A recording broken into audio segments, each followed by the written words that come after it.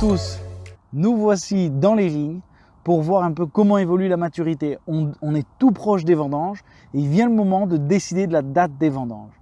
La date des vendanges est cruciale pour nous parce que c'est vraiment ce qui va faire le goût, la texture et le côté aromatique du vin qu'on va produire. Donc on va décider avec vraiment beaucoup de précision cette date de vendange sur les raisins rouges parce que tous les raisins blancs ont déjà été récoltés il y a 2 semaines.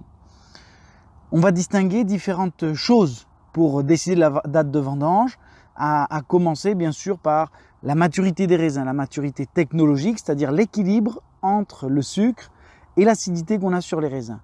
Après on va voir la maturité aromatique, le côté vraiment tout le style de fruits rouges qu'on va avoir sur le raisin. Et pour finir, la maturité des tanins.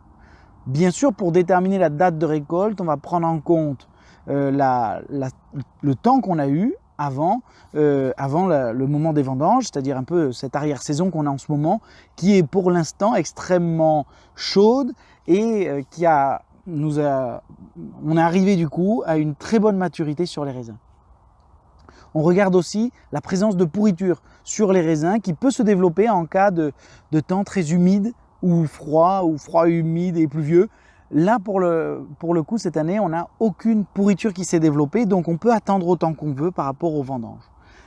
Maintenant, on va sur ces raisins-là que vous avez, on est sur la parcelle de Bel Air, la plus précoce, sur laquelle on récolte le plus souvent du coup en premier. Donc là, on va regarder d'abord la maturité technologique. On fait des analyses des raisins pour voir cet équilibre sucre-acide. En ce moment, on est à peu près à 12,7 degrés, équivalent, ce qu'on a en équivalent degrés par rapport au sucre qui est calculé.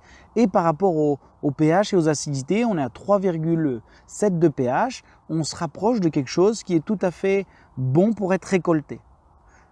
Mais ce côté un peu analyse ne suffit pas du tout. 80% de la décision de vendange est plutôt pris sur le côté aromatique.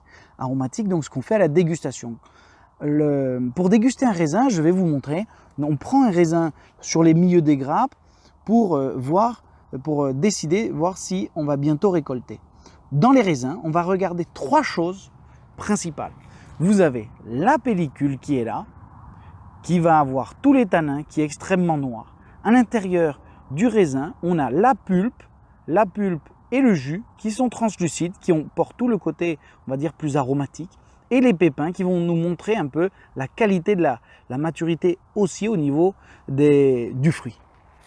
Donc pour déguster un raisin, je le prends.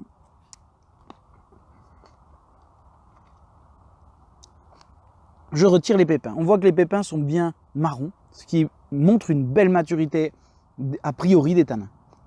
Au niveau aromatique, là, on a vraiment beaucoup de fruits rouges, un côté légèrement frais sur la griotte, sur la mûre.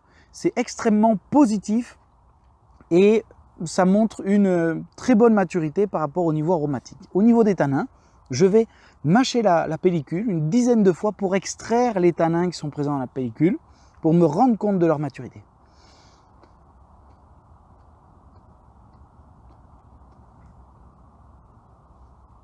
Là, on commence à avoir de la structure, on commence à avoir des tanins qui sont extraits et on a les pellicules qui sont extrêmement colorées, ce qui est très positif. Mais surtout, les tanins peuvent être végétales ou un peu secs. Là, on est déjà sur une phase où on est sur un côté noisette, un côté très agréable, assez doux.